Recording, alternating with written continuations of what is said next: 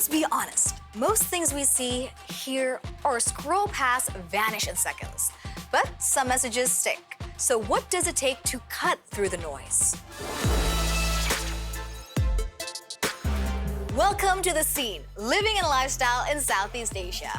In this episode, we ask a powerful question. In a world overflowing with distractions, can awareness still move you and me to act? Every day we scroll, we click, we move on. But can awareness still spark real change? In the Philippines, Oposa is fighting for the ocean and showing a new generation that awareness means action. And in Myanmar, Sai risk everything to document life under dictatorship. In Indonesia, our reporter Cinta discovers that what looks simple on the surface can reveal just how fragile digital trust really is. Want to hear a crazy story? I recently met up with Agan Harahap, Indonesian artist based in Yogyakarta. He introduced me to Chris Martin. Yes, that Chris Martin. Pretty cool, huh?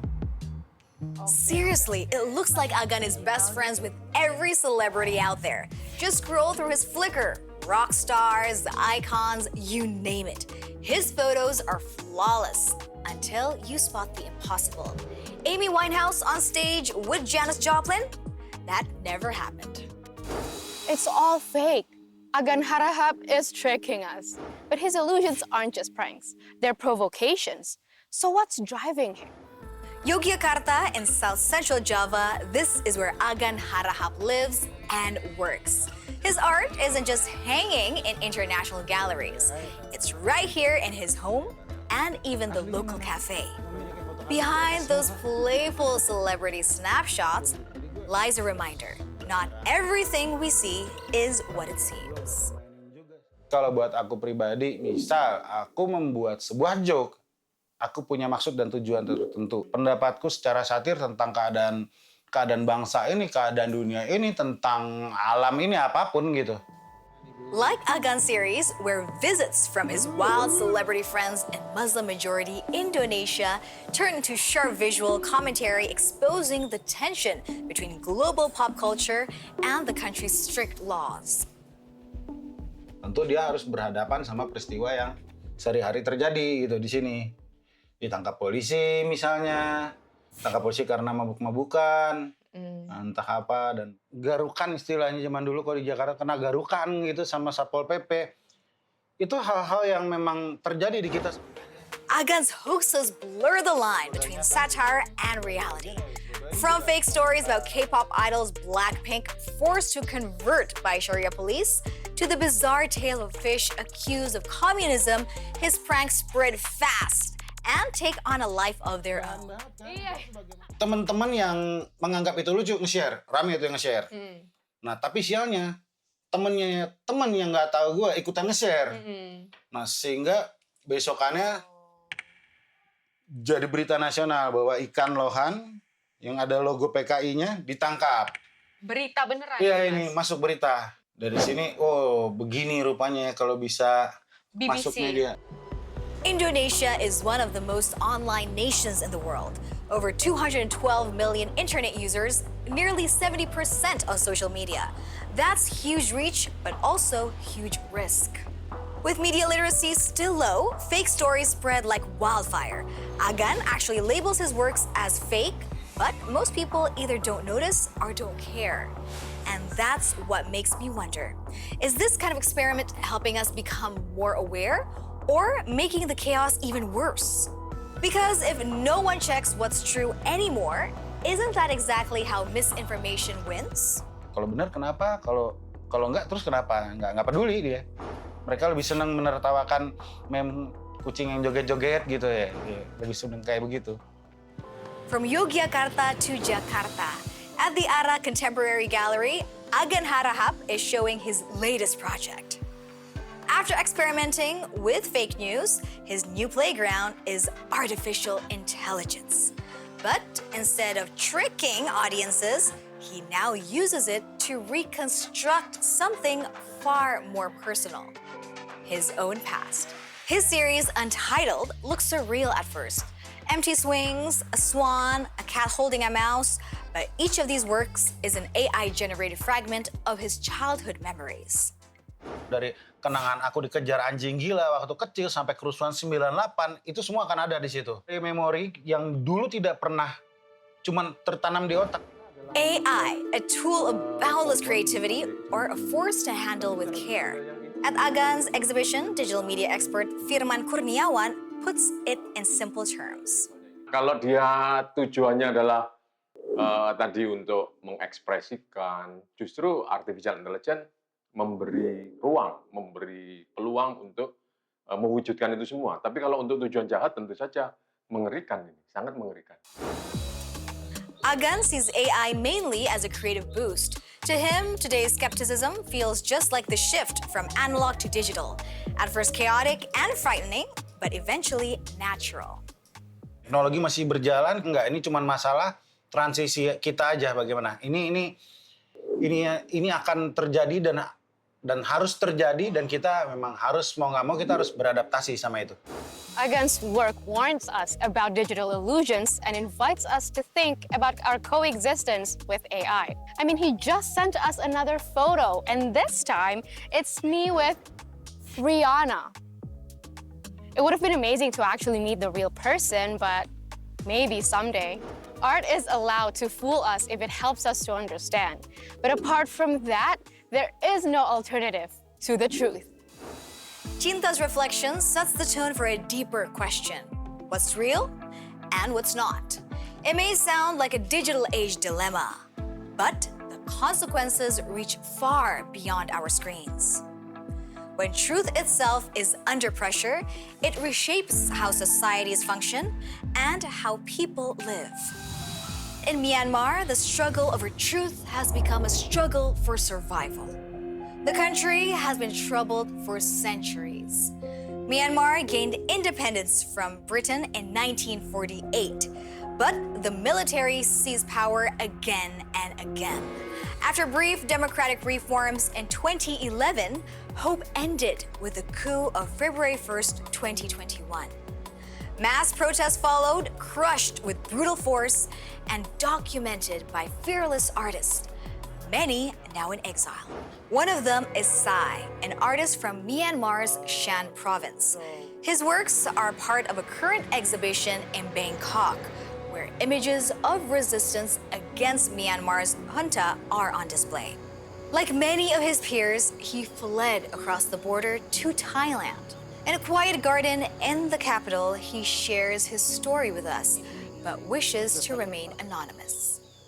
So since the 2021 coup, since the day that my father abducted, I become a target as well. So I have been underground since then. Sai's father was a minister in the democratically elected government. After the coup, he was arrested. His mother was placed under house arrest in their family home in eastern Myanmar. For months, Sai hid in Yangon before finally risking the dangerous journey back to his hometown, where soldiers guarded the compound.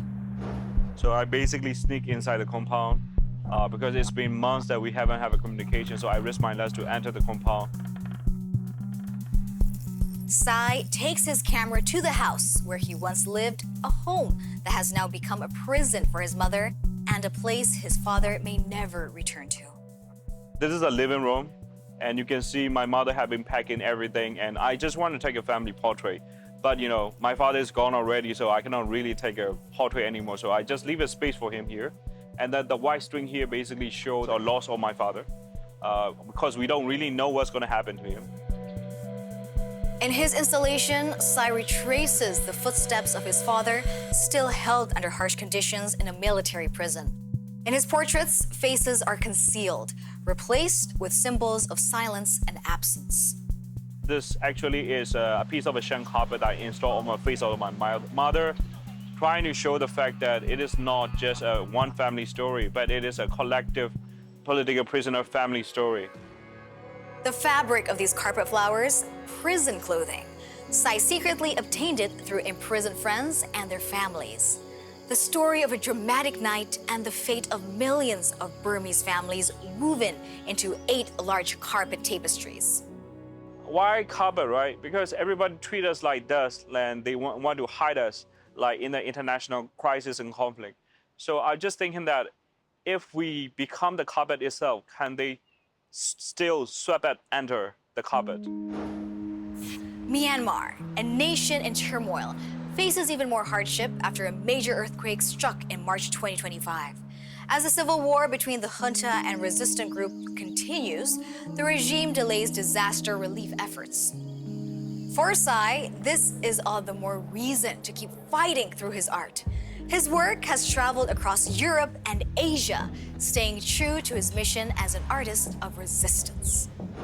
I'm basically like a hustler, to be honest, like under the label of artist, that I'm trying to show as many evidence as possible in the public arena. I just want to utilize that kind of spatial resources to tell about my country's situation.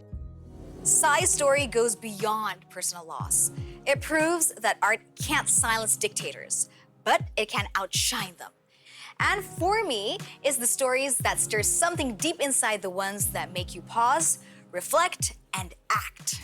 Take Ana Oposa from the Philippines, an environmental activist who presents herself as an entertainer. Her mission, to tackle plastic pollution, a crisis devastating not just her country, but the world. And she's not alone. Across Southeast Asia, a wave of young voices is rising, armed with images that are as colorful as they are alarming. These images are from Balayan Bay in the Philippines, a nation famed for its pristine coastlines, but drowning in plastic. Each year, around 350,000 tons of waste spill from the country into the ocean, fueled by poor waste management and low recycling rates. The result? Polluted shores, dying reefs, vanishing biodiversity. But not everyone is giving up. Ana Oposa has made the ocean her life's mission. We have to get Filipinos to love our sea and then eventually take care of it. And here's how she gets people's attention. Shark dances, fish costumes, and unforgettable encounters with the ocean. Ana Oposa has turned herself into the shark lady and chief mermaid of social media. Her mission? Show that protecting the sea isn't just for scientists. Anyone can do it. Even small actions matter if they're rooted in love for the ocean. But in the Philippines, that love is far from universal. Many avoid the sea, some even fear it. I feel that some part of it is colonial mentality. When I was younger, we were always told, oh, don't go out in the sea because you're going to get dark. And if you're going to get dark, you're not going to be pretty. To me, as a Filipino who lives in one of the most beautiful places in the world in terms of underwater life, that is scandalous to me. How can we have this disconnect with the sea? During these workshops, participants gain more than just skills in the water. They discover what it means to fight side by side for a greater cause. The Sea Cup has really changed how I live my life. I am not alone. That there are people, like-minded people who share my advocacy and my passion. Even less glamorous events like a cleanup at the mangrove beach near Manila draw dedicated volunteers. Last time, they collected more than a ton of trash. That's so future generations can dive among vibrant fish and not plastic bags. And that's the point. In a world where headlines compete for clicks, the real challenge is paying attention to what truly matters. Because truth can get lost in the noise unless voices like Ana's make us stop, listen, and care. In a world full of distractions, awareness can still move us when it connects to something real. Agan makes us question. Sai makes us feel. Ana makes us care. And that's how change begins. Not with noise, but with attention.